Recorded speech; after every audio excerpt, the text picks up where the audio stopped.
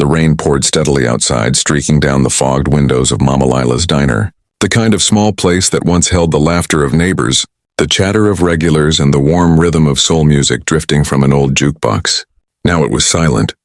The clock above the counter ticked loudly, marking the passage of another day that brought no customers. Inside, the scent of slow-cooked beans and cornbread lingered in the air, a comforting aroma that had once been her pride, now a quiet reminder of all she'd lost. Lila Thompson stood behind the counter, her hands moving mechanically as she wiped down the surface for what felt like the 100th time that evening. Her apron, once crisp and white, had faded into a dull beige from years of use. She was tired, not just from the day's work, but from the heavy weight of uncertainty pressing on her chest. The small stack of unpaid bills sat on the counter like a ghost that refused to leave.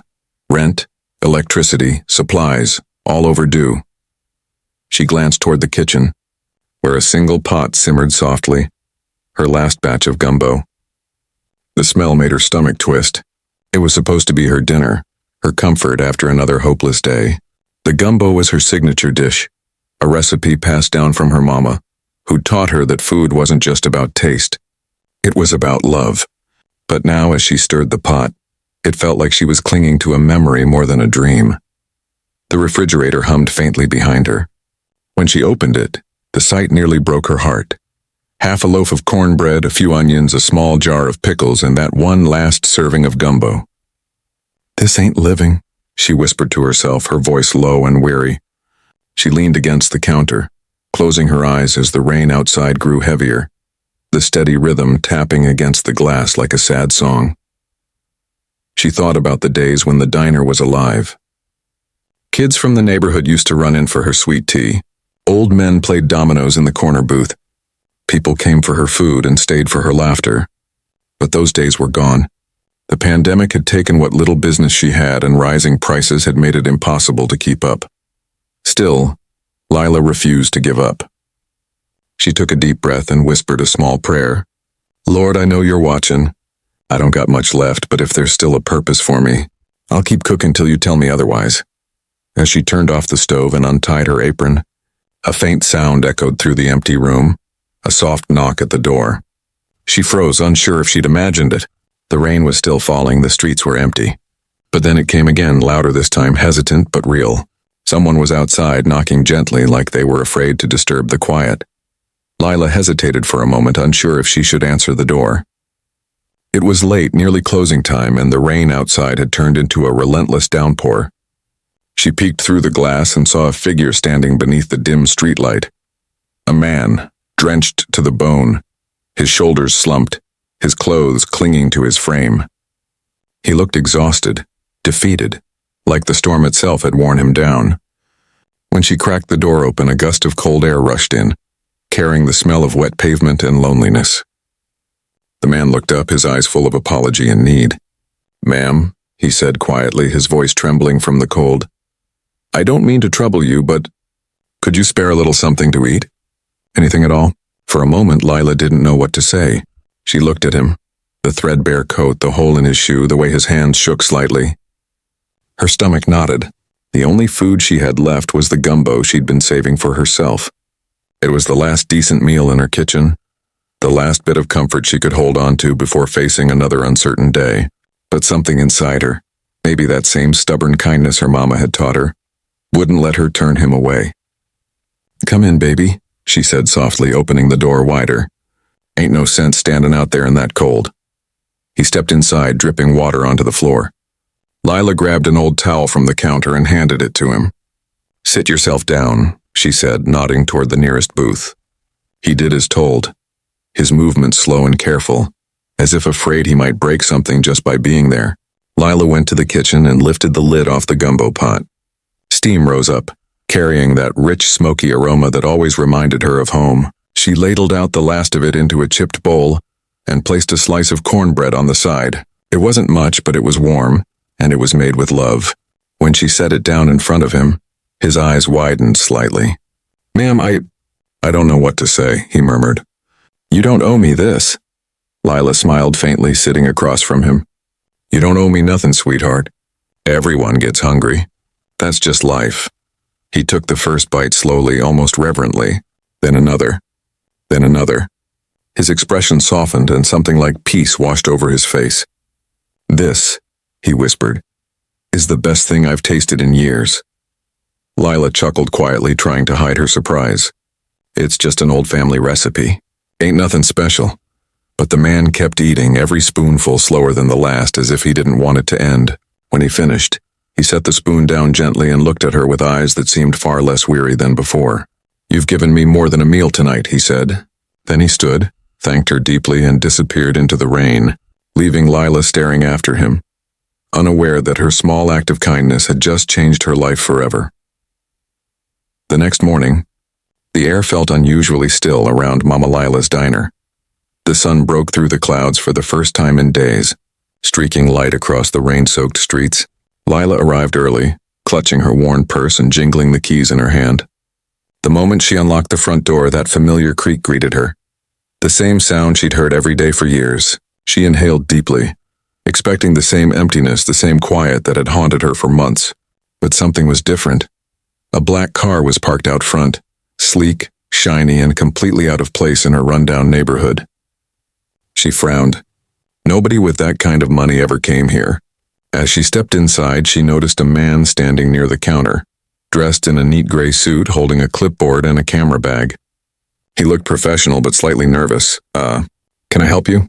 Lila asked, setting her purse down cautiously. The man turned toward her and smiled politely. "Good morning, ma'am. Are you Ms. Lila Thompson, the owner of this diner?" She blinked, suspicious but polite. "That's me." "Why you asking?" He handed her a business card embossed with gold letters. It read, "Culinary Review International Field Correspondent." Lila's brows knitted together. "I think you got the wrong place, baby. I don't run no fancy restaurant. Just a little diner that barely gets by." The man chuckled softly. "Actually, ma'am, this is exactly the place we're looking for. Our editor-in-chief, Mr. James Everett, visited here last night. He asked us to come this morning to take photos and get your story." Lila froze. The name sounded familiar. "Wait, James Everett? You mean the James Everett? The food critic?" The man nodded. "Yes, ma'am. He said he stopped by late last night, hungry and cold. He couldn't stop talking about your gumbo. Said it was the best thing he's tasted in years. He wants to feature you in Gastronome magazine's special issue on authentic American soul food." Lila stared at him in disbelief. "You mean that man? That homeless man?" Before the man could answer, the sound of another car door slamming echoed outside. Lila turned and saw him, the same man from last night, but now clean-shaven, wearing a tailored coat, polished shoes, and a confident smile. Cameras followed him as he stepped out, reporters in tow. He walked straight to her, his expression warm and genuine. "Miss Lila," he said, extending his hand. "You probably don't recognize me like this. I'm James Everett. Last night you gave me your last meal when you had nothing left to give. You reminded me what food really means. Not fame or money, but love and soul." Lila stood speechless, tears welling in her eyes. She'd fed a stranger out of kindness, not knowing he was the world's top food critic, and now, standing in her little diner, surrounded by flashing cameras, she realized her life was about to change forever. The following week felt like something out of a dream. For days, Lila woke up early and pinched herself, half convinced it wasn't real. But every morning when she walked to her diner, she saw the same thing. Lines of people stretching down the block, umbrellas and chatter filling the air. Her once empty little place, which used to echo with silence, was now alive with music, laughter, and the clatter of dishes. James Everett's article had gone viral overnight. Titled, "The Heart of New Orleans Found in a Forgotten Diner," it wasn't just a review. It was a love letter. He'd written about the night she gave him her last meal, describing every spoonful of her gumbo as a taste of grace, served with humility and soul. He called her the truest chef in America, a woman who cooks not for praise but for people. The world had fallen in love with Mama Lila before she even realized what had happened. Food bloggers, local TV crews, and influencers all came rushing in, hoping to meet the woman behind the meal that had touched millions. They wanted interviews, photos, stories about her life. But Lila wasn't one for attention. She just wanted to cook. "Y'all can talk all you want," she'd say with a smile, ladling gumbo into a bowl. "But make sure you eat before it gets cold."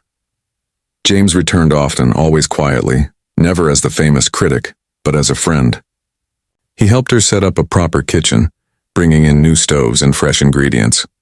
You deserve the best, he told her, because you are the best. With his help, she partnered with local farmers and hired 2 young assistants from the neighborhood, kids who reminded her of herself when she first started out. The diner was renamed Mama Lila's Soul Kitchen. The old flickering sign was replaced with a bright new one that glowed softly at night. But Lila refused to let the fame change her. Her prices stayed the same, her recipes untouched. Good food don't need to be fancy, she told the news cameras one afternoon. It just needs to come from the heart. Every day as she stirred her gumbo, she saw faces of every kind. Rich and poor, locals and tourists, people who just wanted a piece of the warmth they'd read about. The walls filled with framed newspaper clippings, letters from fans, and even a handwritten thank you note from James himself. What touched her most, though, weren't the headlines or the money that finally started to come in. It was when an old man with worn hands and tired eyes walked in one evening and said, "I heard you feed folks who need it." Without hesitation, Lila smiled, pointed to a booth, and said, "Baby, sit right down. Everyone eats here." Her diner was no longer just a business. It had become what it was always meant to be, a place where kindness was the main ingredient. Months later, the morning sun bathed the street in a warm golden glow as a crowd began to gather outside Mama Lila's Soul Kitchen. The old diner that had once been dim and forgotten was now radiant with life. The walls freshly painted, the windows gleaming, and the new sign shining proudly in bold letters. A small band played soft jazz near the entrance, their notes drifting through the air along with the irresistible aroma of gumbo and fresh cornbread. Lila stood just inside the doorway, wearing a crisp white apron embroidered with her name. Her hands trembled slightly as she held the scissors for the ribbon cutting. She had dreamed of this moment, but never imagined it would actually come true. Reporters, neighbors, and regulars crowded the sidewalk. Children held balloons that read Mama Lila's Soul Kitchen, where love is the secret ingredient. Cameras flashed. A few people even wiped away tears. Lila looked around and saw faces she hadn't seen in years. Old customers who used to come by before the hard times hit. "You did it, Lila," one of them called out proudly. She smiled, shaking her head. "No, baby. We did it." Standing beside her was James Everett, dressed simply in a blue shirt and jeans, looking more like family than a world-renowned critic. His expression was full of pride. He leaned in and whispered, "Are you ready?" Lila chuckled softly. "Child, I've been ready my whole life." With that, she snipped the ribbon and the crowd erupted into cheers. Inside, the diner was full again, not with fancy decor or luxury, but with warmth. The walls were decorated with photographs, her late mother in her kitchen, a smiling Lila serving her first customers, and one picture of James holding that now famous bowl of gumbo. The counter was lined with fresh pies, and the jukebox played old blues tunes that made everyone's feet tap. As people began to eat, Lila moved from table to table, hugging old friends, welcoming new ones, laughing like she used to. Every now and then, she'd stop by the kitchen, stirring the big pot of gumbo herself, refusing to let anyone else touch it. Some things she'd say with a wink, "You gotta stir with your own hands." Later that evening, when the crowd had thinned and the lights had dimmed, Lila stepped outside with James. The street was quiet again, but this time it was peaceful. James looked at her with a soft smile. "You didn't just feed me that night," he said. "You reminded me what food and humanity really mean." Lila looked up at the sky, her heart full, her eyes glistening. "I just did what my mama taught me," she said gently. "Feed people with love and the Lord will feed your soul." The breeze carried the scent of her gumbo through the night air, wrapping around the city like a promise, a reminder that even the smallest act of kindness can cook up miracles.